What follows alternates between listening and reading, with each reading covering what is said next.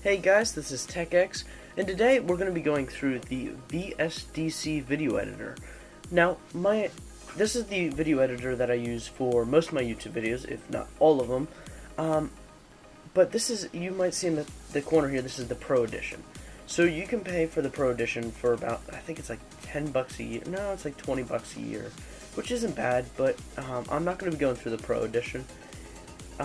Yeah, so it does offer a lot of these, like, Ultra HD support, and the chroma key, so you can remove your background, stuff like that.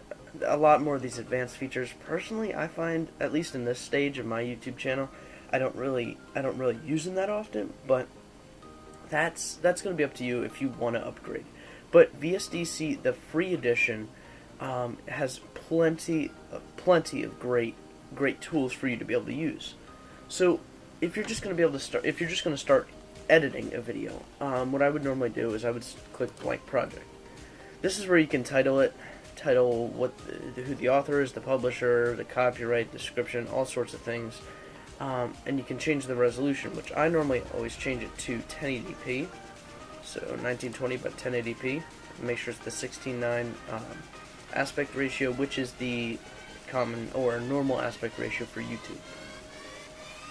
You can choose a background color. This is basically going to be behind whatever your text is, like whatever is behind your text, or whatever. If you have a video that doesn't exactly fit over the entire screen, then it'll have this background. And you can change this in the editor, but again, you can change it to different colors. But when you get going, you can always change that later. And I don't normally mess with the frequency or channels at all, so yeah, that's up to you if you want to get more advanced, but I don't really suggest it, at least for first time use. So you're going to click finish, and it's going to bring you this blank screen. So you can see the videos that you add in the bottom here, and it'll come in layers. This will be where you can add pictures, where you can add the videos and the music and all that, and you can go into sub-editing in that. But I'm not going to get too far ahead. So normally, when I first start off my project, I make sure that the resolution is correct and the frame rate is correct. 30 FPS or frames per second is decent. I normally use something in the middle of 60, because if I use 60, then it's a little too shaky.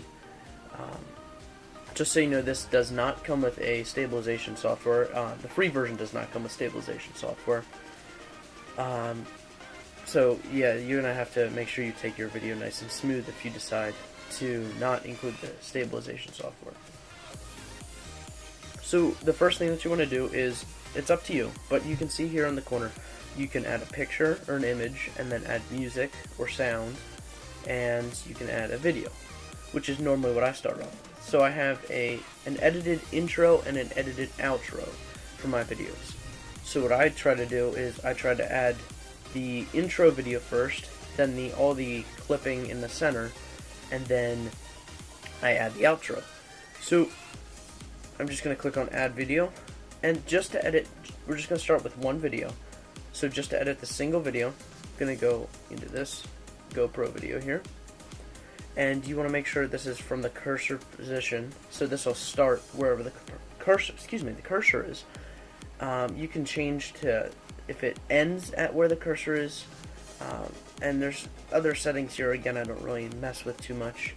The duration you can change if it's like a text box or whatever, but if it's just a video, I wouldn't mess with that until you clip it.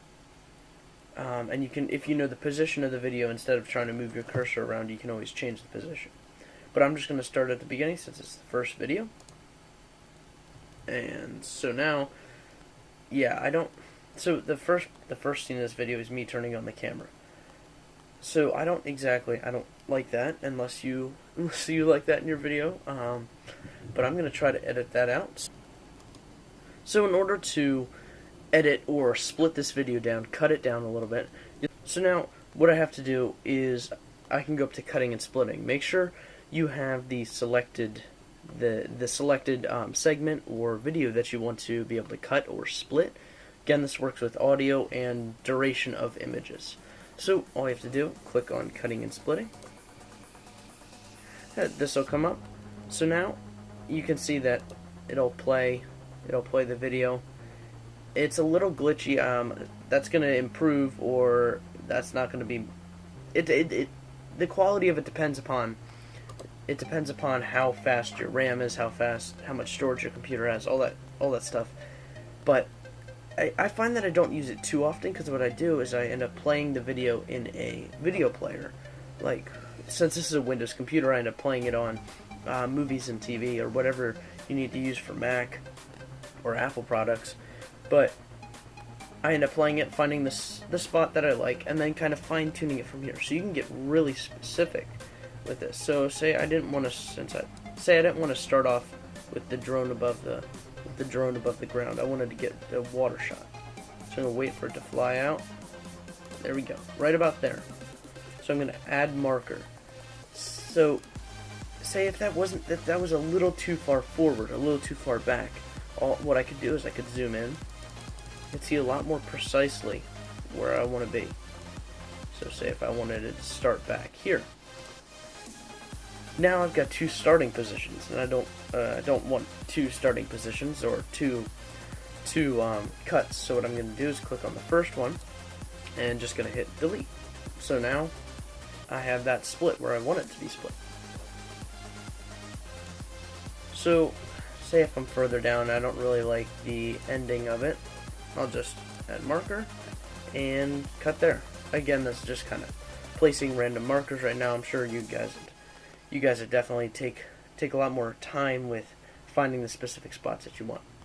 But as soon as you're done, you're just going to hit apply changes, wait for it.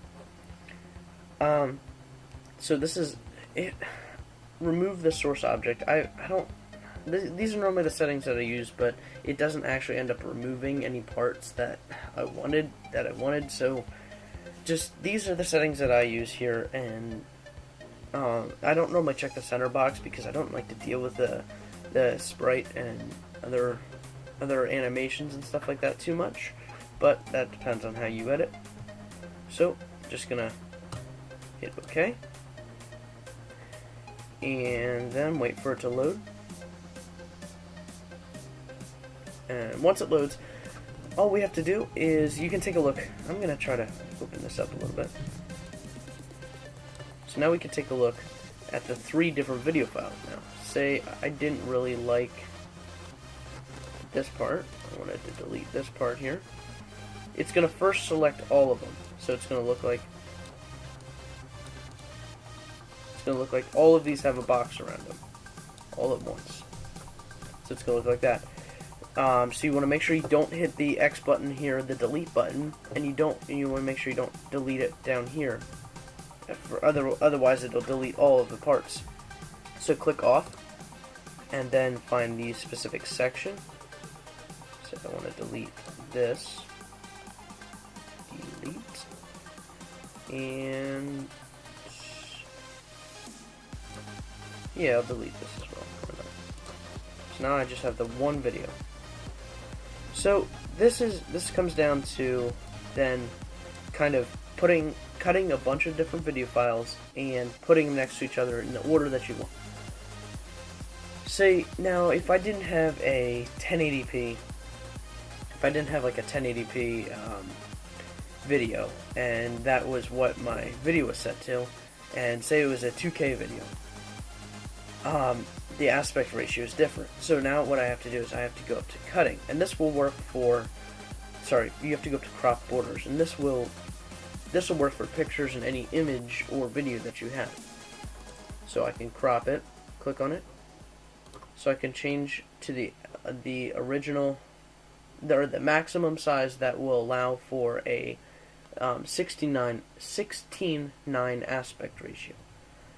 And that kind of gets a little complicated. But say if I didn't like these bushes or whatever, if I didn't want these people over here, I could go in and crop them out. And so now I just am going to see this area. For me, since this is already a 1080p video, I'm not going to mess with it. But you can, that's how you can cut or crop your video image. So now say if I have, like in all of my drone videos, I have drone props, or excuse me, I have the hum or whatever of the props, and I don't really want that. So what I have to do is I have to go down to the right, scroll down until I see. Scroll down a little bit further. Audio volume. I have to click on that, and I always go down. If I want to get rid of it, I always go down to like -100. That's as low as it'll go. Basically gets rid of it. I'm sure you could go in and delete the audio track, but I don't. It's just a heck of a lot easier. Just go in and mute it. So now I'm going to add some transitions to like a fade in, fade out kind of thing. So for the video, I'm just going to go up to video effects, go down to transparency. I have to click the video. Go down to transparency, fade in. And you can select how much time. I think it starts off at about 1 second normally. So you can always change for how long it'll fade in for and how long it'll fade out for. Again, from the scene beginning. Okay. So now it's going to fade in. If I go back, we click on the same video, video effects, transparency, fade out. There we go. 1 second, fade out, and it's going to be at the end of the video. So that's pretty easy to put a fade in, fade out kind of thing on. And it's very similar with audio. So when we add audio, it's going to be very similar to adding an image or a video. So all we have to do is we have to go in. I'm going to add this audio here. Again, from the cursor position, which is, excuse me. I'll move that back to the beginning. Then I want to add audio.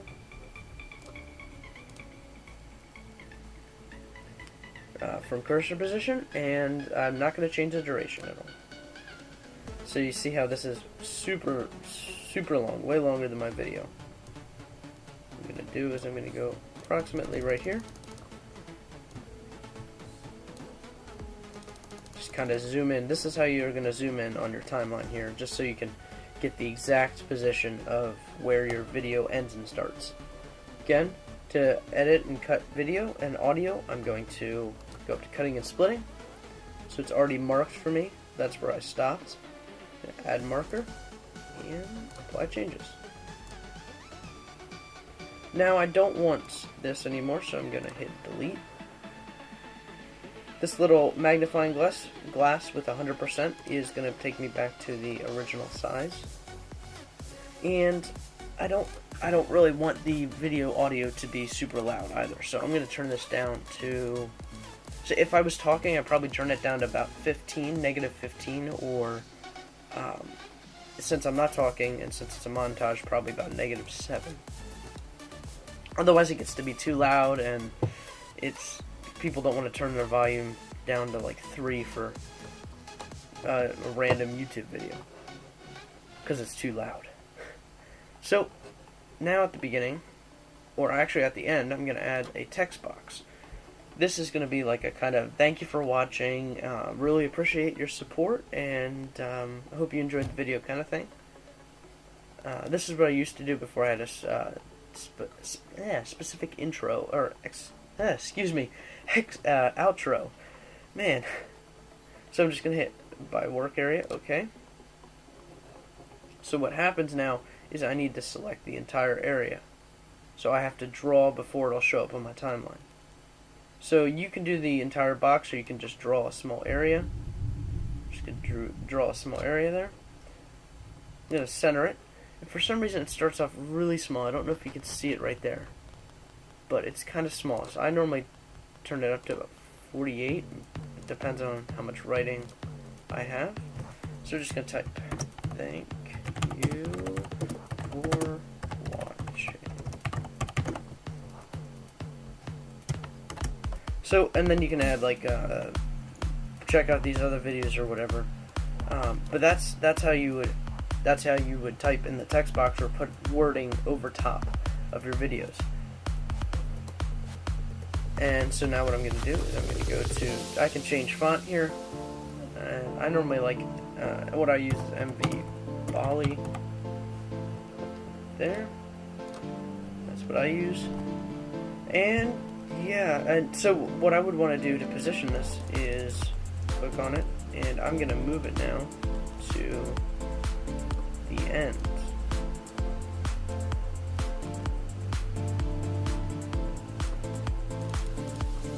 So this is probably smart if you set it to the position that you would want at the beginning when you start drawing it. But all right, so say if I have, I'm gonna change it. Change that. So now if I want to have, wording over top my video, you can see now that since I have a video, the text box will be right over top of the video. In order to do that, you need to stop. If you want to have a black background, you need to stop, and you need to cut the video, and you need to put the black background in. So now I want to change the color of the video because it's blending in to the white clouds. So I'm just going to go text color, and now I got black font. So just for fun, why not?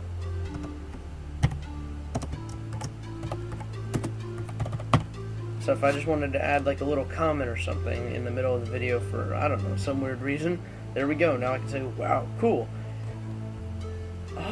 But yeah, that's pretty much it. The audio effects are very similar when you're going to do a fade out, fade in. You're going to go to amplitude and then fade out, fade in. And that's kind of key when you're starting a video. You want to kind of make it smoothly transition in, unless your work style demands differently. And then once you have your video all done and everything, you can preview it, and it'll show you it'll start from where your cursor is. So I'm going to start back at the beginning here. And it's a little glitchy, but again, that probably depends upon how fast your computer is. So when you're done, all you have to do is you have to go to Export Project, and then what you can do is you can go down. You want to change the name or basically where you're going to save it to. I'm going to save it to my videos here, and where I have everything else, Project 1. And now that's pretty much it for saving, and I'm going to change it to the highest quality so I get the best quality. And now that it's all done, you can just hit Export Project, and what it'll do, it'll tell you when the project's done, and you can have it shut down when it's done. You can see the preview and the remaining time, elapsed time, all that. So I hope this was really helpful for you guys. Thank you so much for watching. Let me know if you have any suggestions for future videos or anything at all. And let me know how I did. And hopefully you guys enjoy the rest of your day. Bye.